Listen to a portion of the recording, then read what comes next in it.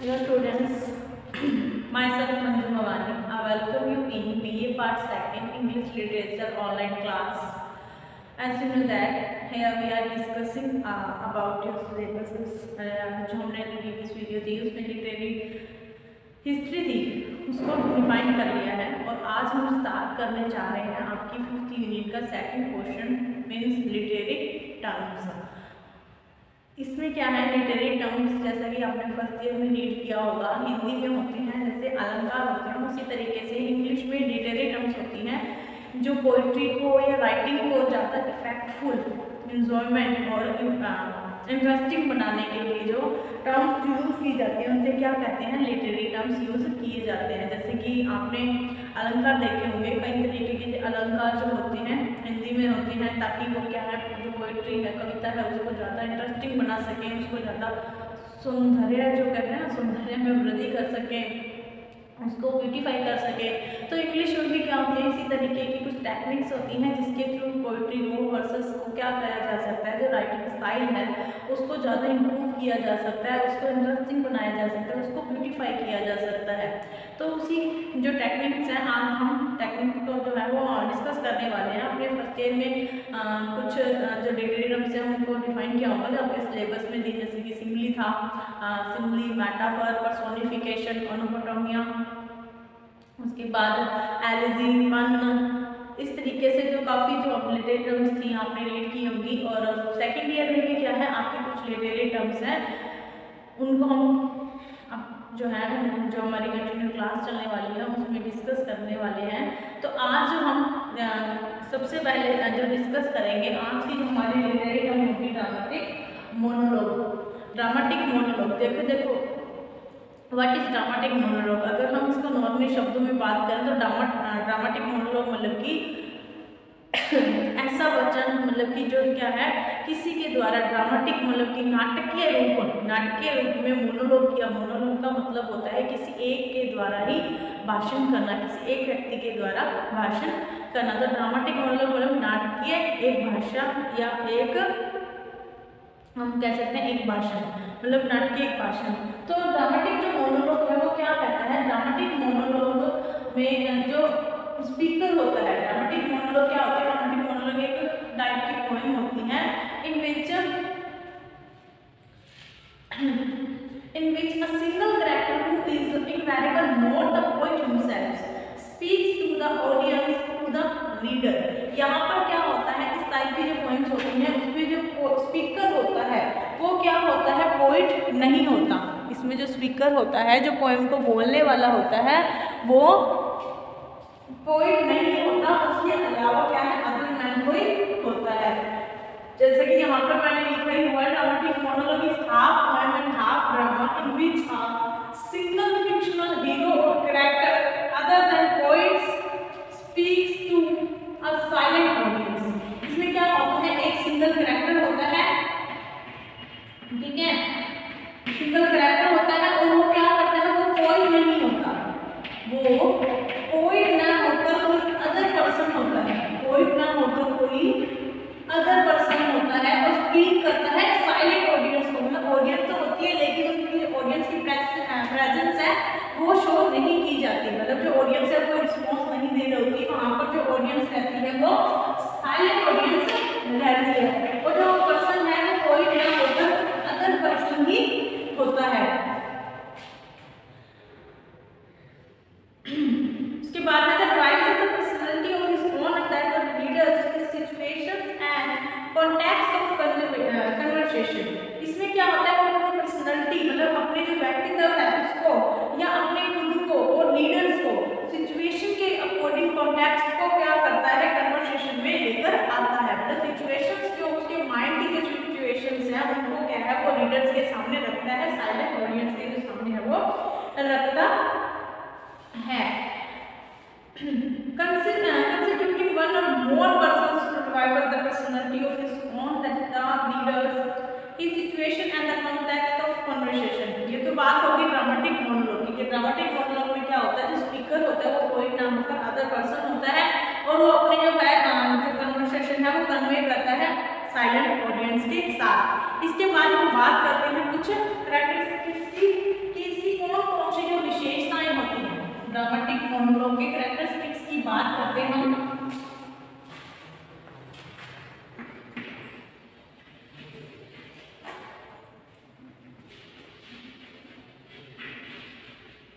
The characteristics of this term. इस term के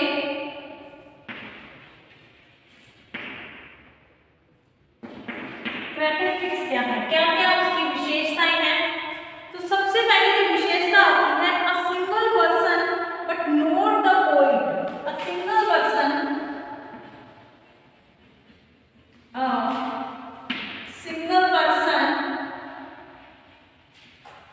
but not the poet.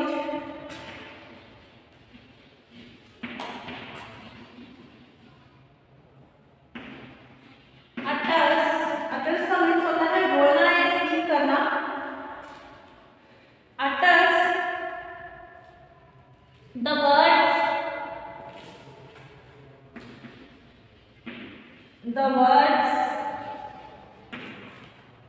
presented in the entire poem. Presented in the entire poem.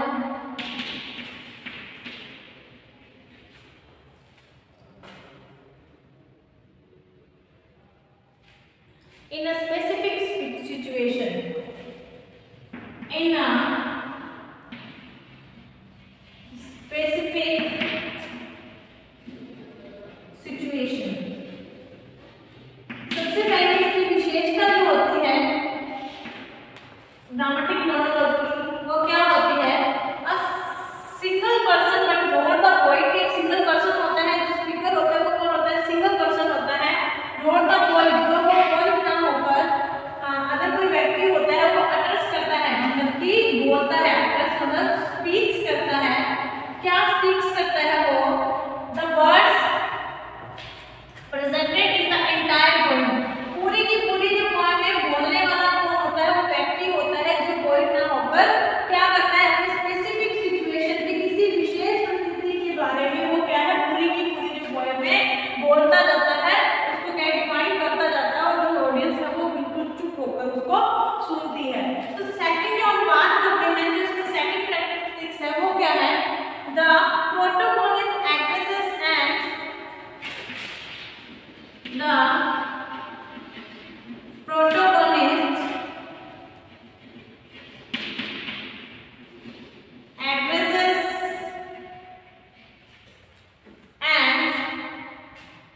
addresses and interacts with one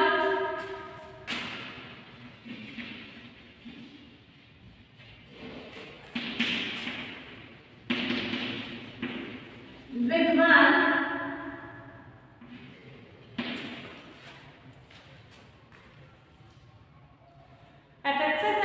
one or more persons or more person and the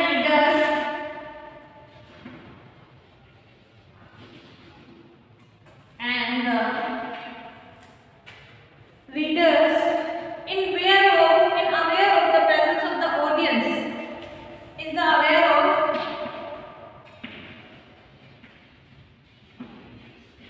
the presence of audience. In the presence of audience and their reactions and their reaction. तो यहाँ पर जो poet होता है, जो speaker होता है, protagonist मतलब जो हीरो है. प्रोटोगोनिस्ट क्या होता है? हीरो होता है. वो एक्ट्रेस करता है एंड इंटरेक्ट्स और इंगित करता है, मतलब कि वो साइन करता है किसको? विद वन और मोर पर्संस एंड रीडर्स. वो क्या है? एक या एक से ज्यादा रीडर्स को aware of the presence of audience के वो क्या है? अवेयर होता है, अनजान होता है कि ऑडियंस जो है वो प्रेजेंट है या नहीं है. एंड देयर रिएक्शन, और वो बिना किसी मतलब की रिएक्शंस प्राप्ति के, मतलब बिना किसी कैरेक्टर द रिएक्शन वो क्या करता है? अपने जो एक्ट्रेस है वो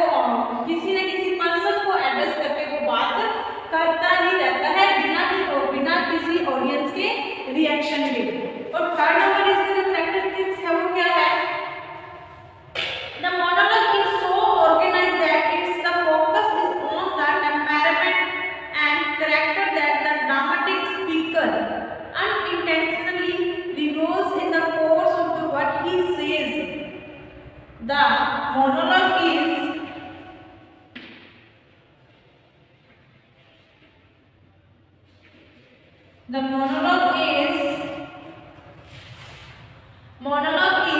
so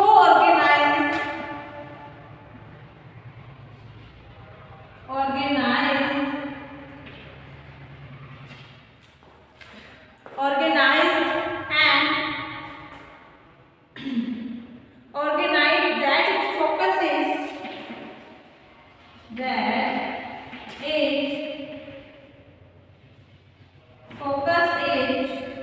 किसे फोकस करता है ये, on the temperament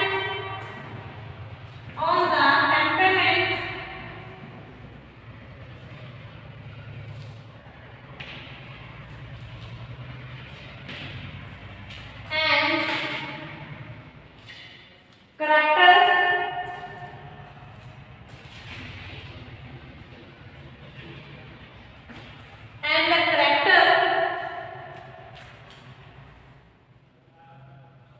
that is dramatic speaker, that is dramatic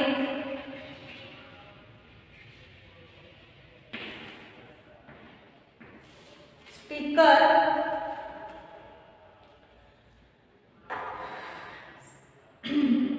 और वो क्या करता है, स्पीक्स करता है, intentionally reverse the course of what he says. तो यहाँ पर जो स्पीकर होता है वो क्या करता है, the monologue is so organised that the focus is on the temperament and the character that is dramatic speaker. वो क्या है, फोकस करता है ड्रामेटिक स्पीकर। वो क्या करता है, नाटकीय एक वक्ता होता है जिसके ऊपर ये क्या है, फोकस करता है, उसके स्वभाव के बारे में या उसके व्यक्तित्व के ऊपर वो क्या है, रिवील्स करता है। अनजान जो है वो बना रहता है, अनजान स्पीकर के ऊपर ही वो क्या है, रिवॉल्व्स है वो करता रहता है। इसके बाद अगर हम बात करें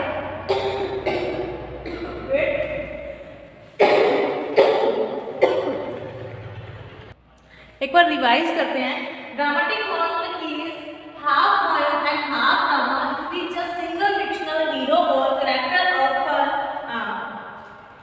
और other than poets speak to a silent audience। तो ये ड्रामेटिक जो मोनोलॉग है वो क्या होती है, आधी पोएम होती है और आधा ड्रामा होता है, जिसमें एक सिंगल फिक्शनल हीरो होगा, एक कैरेक्टर होगा, वो क्या करेगा, वो बात करेगा, किससे बात करेगा, साइलेंट ऑडियंस से, लेकिन वो क्या है, पोइट नहीं होगा। जैसे कि हमने अच्छे से ही मतलब इसको देखा है कि ड्रामेटिक मोनोलॉग है is a poet which is single character who is invariable not the poet himself speaks to the audience and the readers and reveals the personality of his own and the that of the readers। कि वो क्या करता है, अपनी personality को क्या है, अपनी व्यक्तित्व जो है, अपनी जो थॉट्स है उसको ऑडियंस के सामने रखता है और जो ऑडियंस है वो क्या रहती है, साइलेंट रहती है।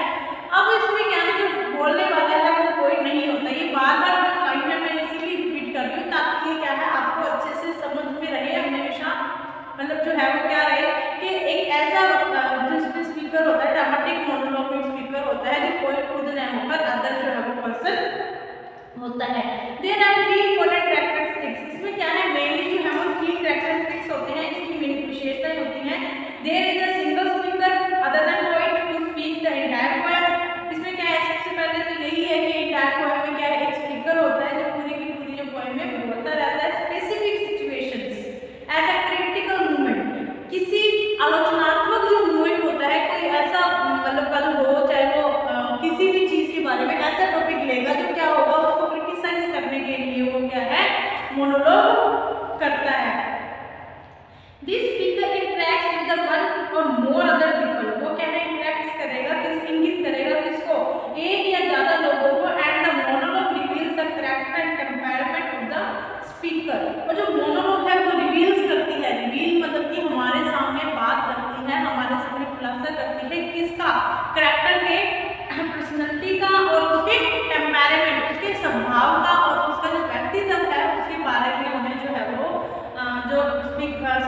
होगा उस व्यक्ति का, वो हमें बताएगा कि वो किस तरीके की सोच रखता है, उसकी थॉट्स क्या है।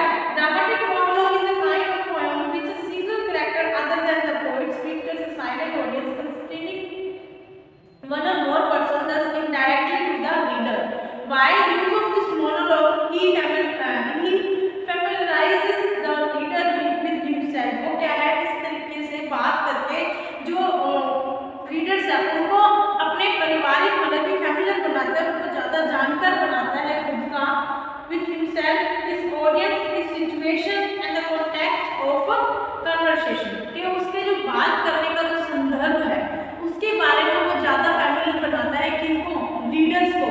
Also reveals in his and his audience personality, और अपने और जो ऑडियंस की जो पर्सनैलिटी है उसको वो क्या करता है, रिवील्स करता है.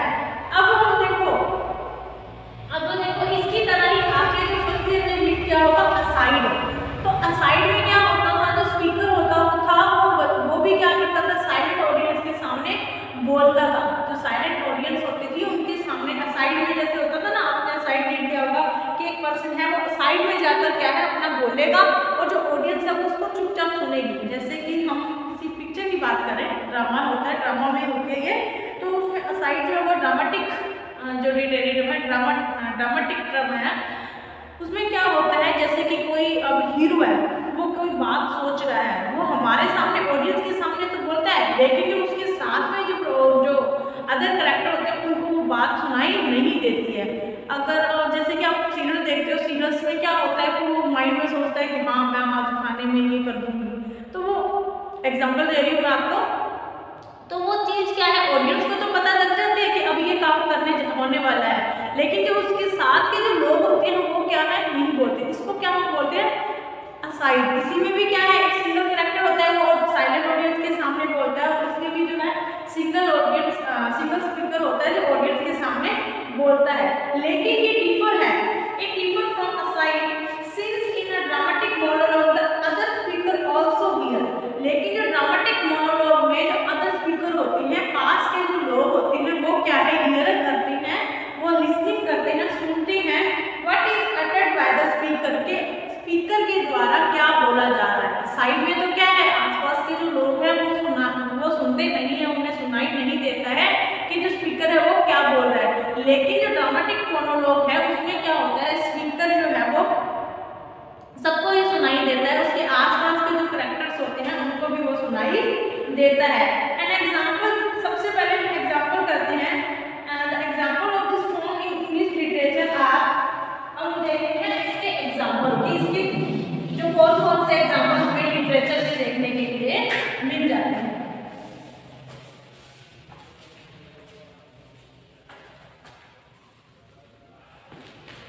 सबसे पहले तो आपको ध्यान रहेगा आपका रॉबर्ट ब्राउनिंग की रब्बू का तीसरा, काफी लंबी पोएम थी, वो भी क्या है, ड्रामेटिक मोनोलॉग है. उसका भी नाम हम जरूर लिखेंगे इसमें, वो तो भूलने के लिए हमें.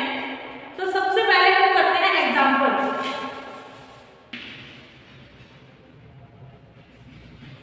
Examples of this term. इस टर्म के जो एग्जांपल है, सबसे पहले है Tennyson's Ulysses. Tennyson Tennyson's Ulysses. आपने डॉटर सीटर्स रीड की थी, उसी में कौन होता है, वो जो डॉटर सीटर्स है वो यूलिसेस में से ही लिया गया है, जिसमें जो यूलिसेस होता है वो क्या करता है, बताता है ना, डॉटर से लाइफ के बारे में बता रहा होता है. तो वो क्या है, हमें ही इंगित कर रहा है, स्पीकर है वो खुद टेनिसन ना होकर कौन था, यूलिसेस खुद ही था. तो यूलिसेस, टेनिसन का जो यूलिसेस है वो भी किसका काइंड है, ड्रामेटिक मोनोलॉग का. और ये कब राइट की गई थी, 1842 में.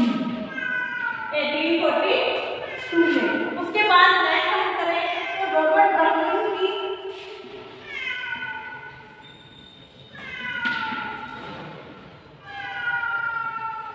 रॉबर्ट ब्राउनिंग की पोएम्स हैं माय लास्ट डचेस,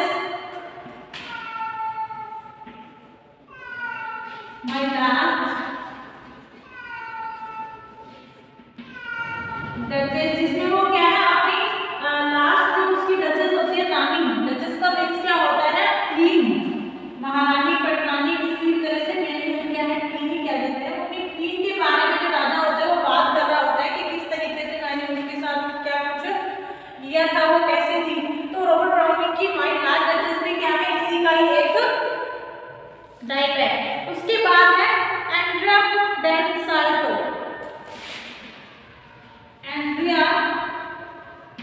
देन सर्व। ये भी एक पॉइंट है जो क्या है ड्रामेटिक मोनोलॉग का ही एक टाइप है। इसके बाद Rabbi Ben Ezra, Rabbi Ben Ezra. Robert Browning को क्या है बहुत की मतलब रॉबर्ट ब्राउनिंग ने इस टर्म को बहुत ज्यादा अपनी पोएम में राइट यूज किया है। Rabbi Ben Ezra, Andrea Sarto, my last, इसके अलावा भी कई जो पोएम्स हैं वो रवि मैन इजरा ने इस पोएम में लिखी हैं। उसके बाद है टीएस इलियट्स, टीएस इलियट्स की भी पोएम है द लव सॉन्ग। इसको थोड़ा नीचे लेते हैं।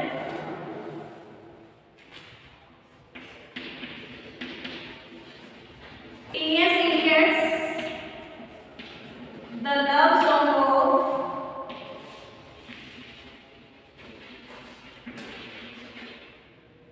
Patrick, the love song of Alfred Prufrock, Alfred J Alfred Prufrock, J Alfred Prufrock. तो ये टीएस इलियट की पोएम है the love song of J Alfred Prufrock. ये भी क्या है इसी ड्रामेटिक मोनोलॉग का एक टर्म है कि आपके सिलेबस में भी है। रवि मैन इजरा आपके सिलेबस में है और जे अल्फ्रेड जो है वो भी आपके द लव सॉन्ग है वो भी आपके सिलेबस में। रवि मैन इजरा को तो हमने क्या है डिस्कस कर लिया है। अब आपके ये जो पोएम है इसको भी डिस्कस करेंगे। उसमें फिर से एक बार बात करेंगे ड्रामेटिक मोनोलॉग की। तो हमारी जो ड्रामेटिक मोनोलॉग का एक बार खत्म होता है। इसकी हमने देखा सबसे पहले इसकी डेफिनेशन देखी, देन आपने कैरेक्टरिस्टिक्स डिस्कस किए, उसके बाद हमने इसके जो एग्जांपल्स है वो डिस्कस किए हैं। तो हमारी आज की क्लास यहीं पर ही खत्म होती है। नेक्स्ट क्लास में हम नेक्स्ट लिटरेरी टर्म्स को डिफाइन करेंगे। तब तक के लिए आप घर पर रहिए, सुरक्षित रहिए, पढ़ते रहिए, नोट्स बनाते रहिए। Thank you.